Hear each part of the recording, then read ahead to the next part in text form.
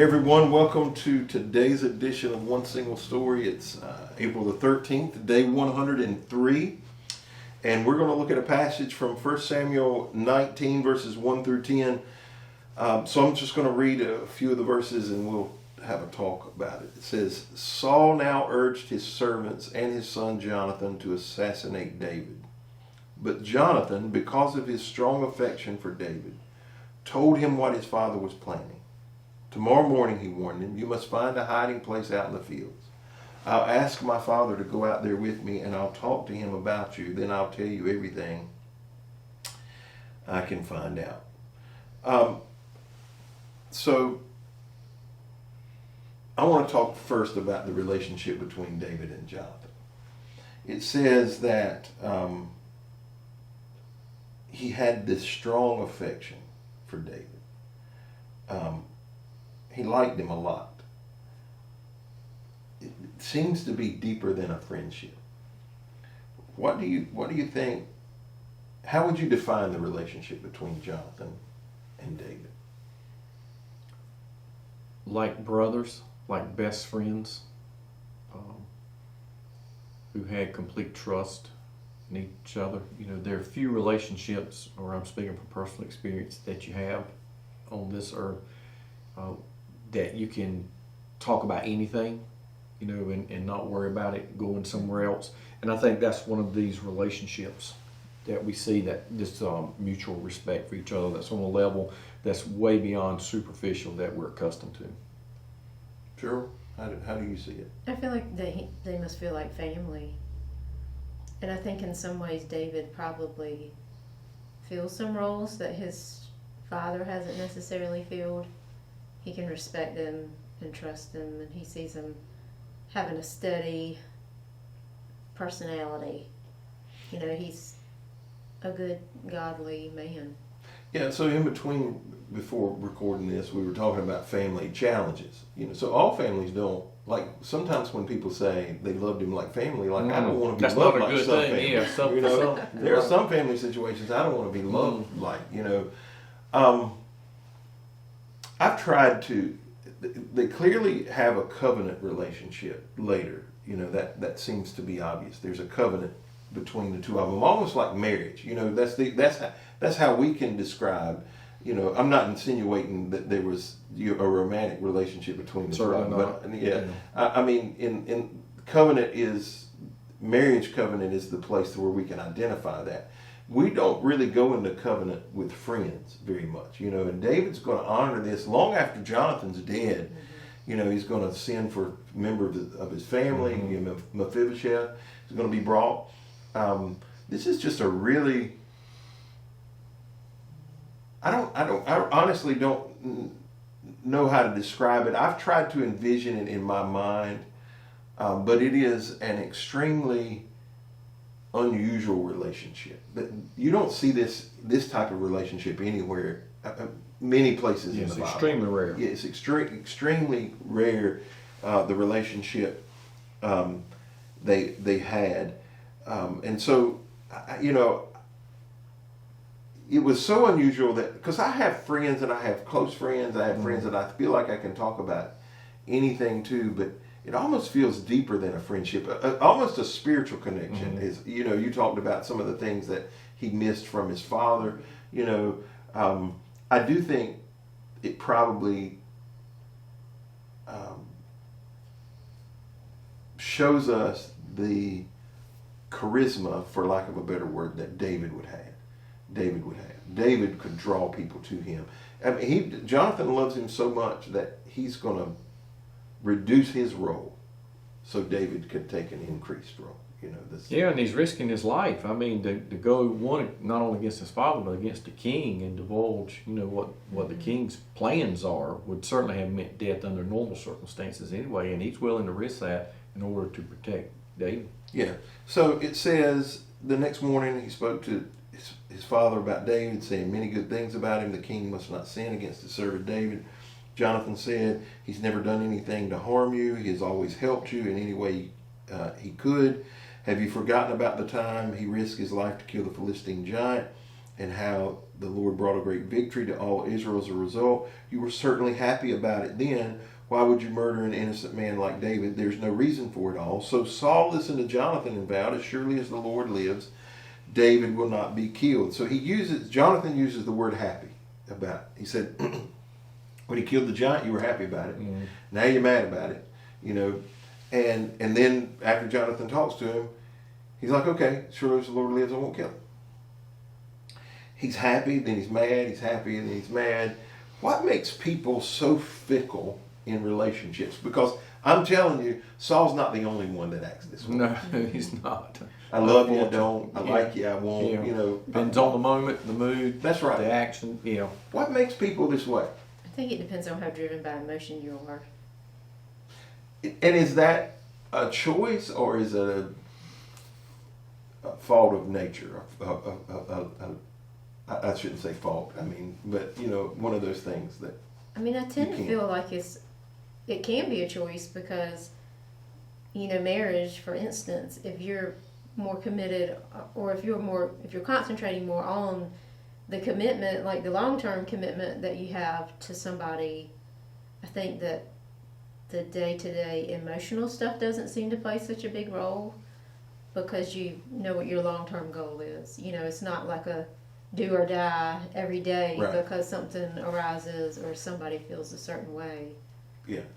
At least that's how I see marriage. Yeah, people are different and have different levels of emotions, but that's not an excuse. Emotions need to be disciplined. You need to control emotions rather than emotions controlling you. So for some folks that would be easier, but it's not an excuse just to run rampant and be all over the place. And to answer your question, and I see it here in this story, I think part of the answer is why is he happy and then why is he not, is the perception is when he was happy is what David could do for him. Mm-hmm. When he's unhappy is what he perceives David can do to him.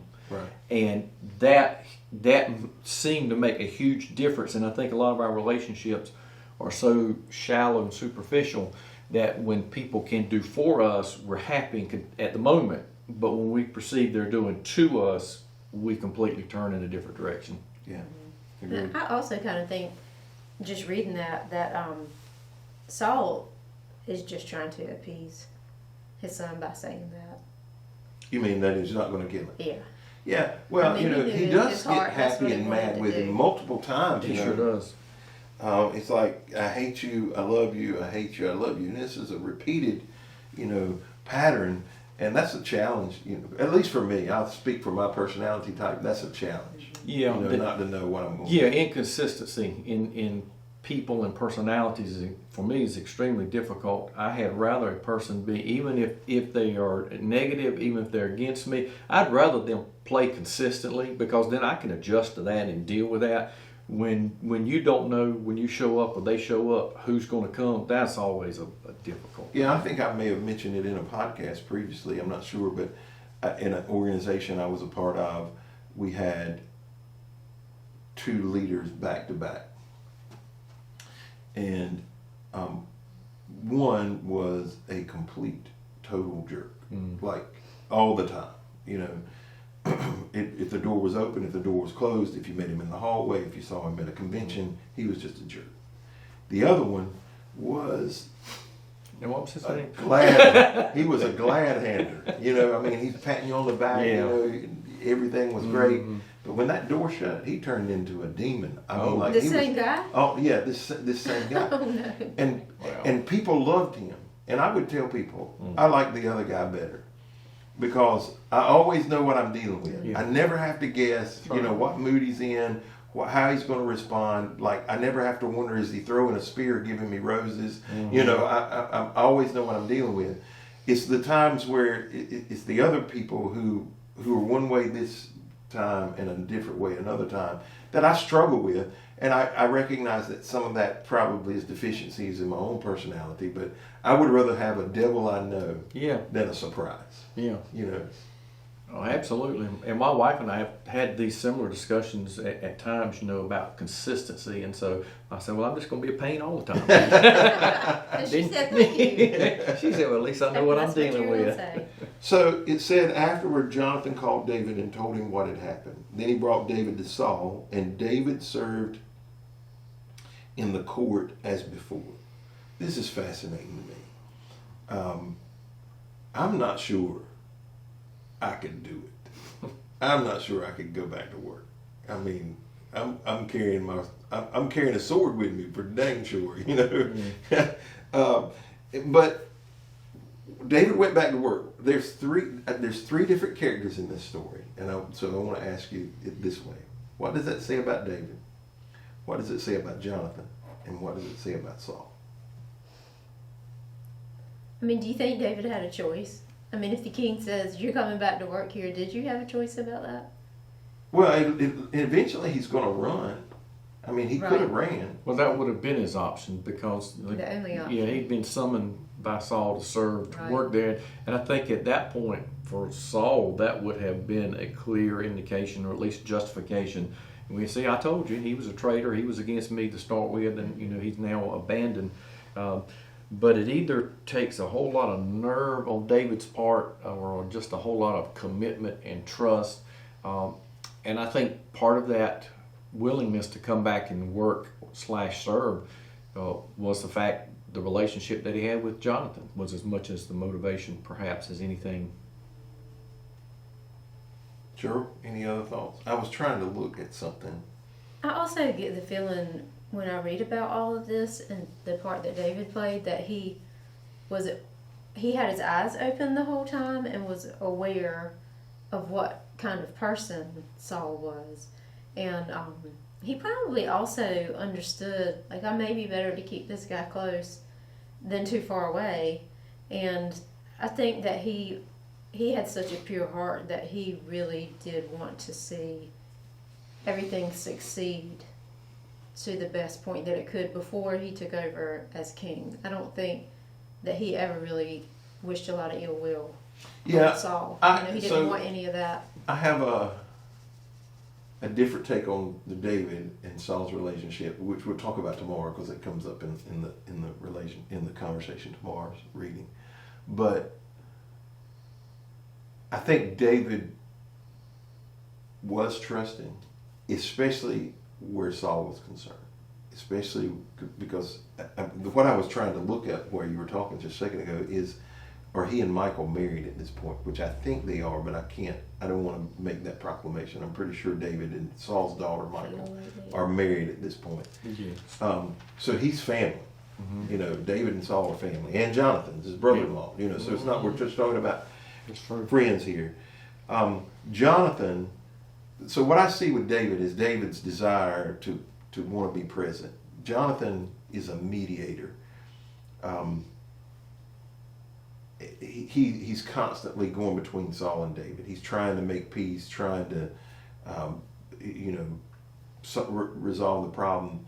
And the way I see Saul is one of those emotional people that how he feels that day is what he's going to tell you. He could walk 5 feet away and be told something else, and be complete, and it be his entire mind changed. Yes. He was just solely driven by his emotions, and so the war broke out. David goes out. He attacks them. The Philistines run away. It says, but one day Saul was sitting at home with his spear in his hand. He's just sitting there. Yeah. I mean, y'all sit around with a spear in your hand? Just wait for an opportunity. I'm just sitting here with the spear in my hand. It says, the tormenting spirit from the Lord suddenly came upon him.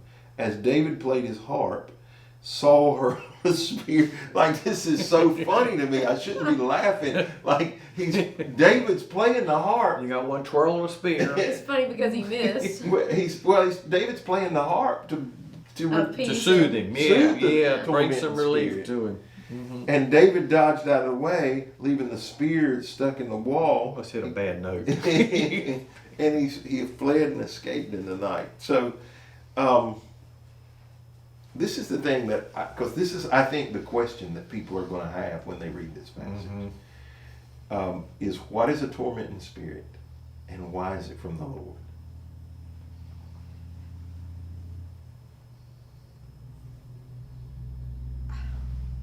All I can figure is that this was God saying, okay, it's your time to get out of here. He's going to kill you in your sleep, or, something terrible.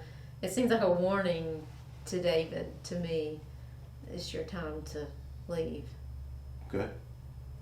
Yeah, and as to exactly, we know it had something to do with his emotions and his feelings. We don't know exactly the details of it. But obviously, in the Bible describes it as such, as a tormenting spirit, and that it was from the Lord. I think there's some ways to look at that. We obviously could say the Lord allowed it. We know that for a fact, that he allowed it, but that it was from the Lord, because I think he's been prompting Saul all along to come to the realization, I've said, I'm done with you. You've broken commandments all along. And we see this progression downward with Saul all along.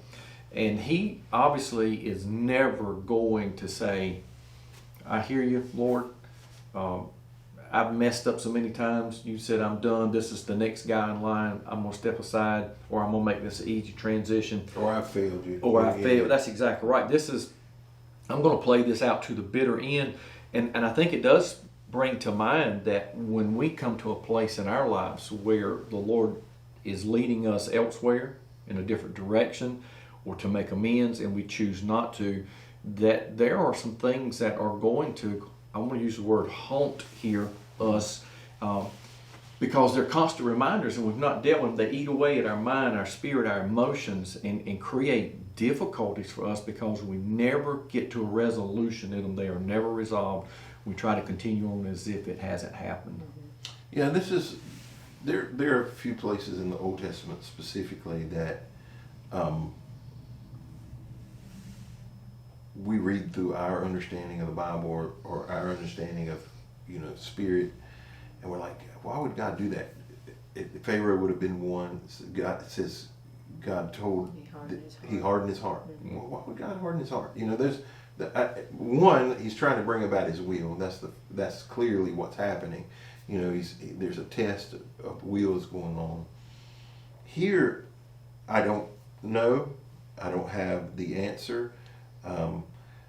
Why this might be, what a tormenting spirit looks like. I'm going to speak from my own personal experience, and I don't want to say this is what's going on. I just want to say I'll speak from my own personal experience.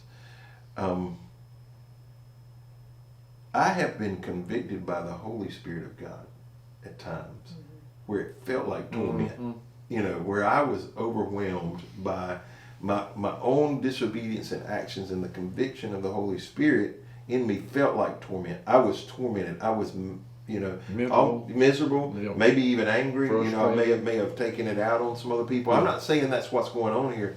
I just want to offer a bigger context that Saul's disobedience and rebellion could have been in conflict with the Spirit of God, and that's what's causing him torment. And he's mad at David because he sees David as the physical representation of what's God's yes, right. What's presence. going on the inside of him? That's right. Yeah, the difficulties. And so he slings this spear at him. And so, one, I would say you don't have to have the full answer to this, but I think there's so many ways you could look at it that clearly God's trying to bring His plan to pass, and maybe He needs Saul to go after David, so David will go after Saul. I mean, eventually that's what I think has to happen. And so, anyway, that's a lot of talk about a few verses, and a lot of good stuff in here. Let's close in prayer. Dear Heavenly Father, thank you for your word today. Thank you for the challenges that we read, and the things in your word that challenge our heart. Help us to examine our attitudes and our emotions, and not be always operating based on how we feel in the moment, but help us to be faithful and committed to do the things we need to do in spite of how we might feel in the moment. Help us to have a heart to trust people and to love people and to care for people. And help us not to live in a place where we are resistant to the work you're trying to do in our life. Help us to be consistent in the work you want to do in our life. And may we honor you with that in Jesus' name.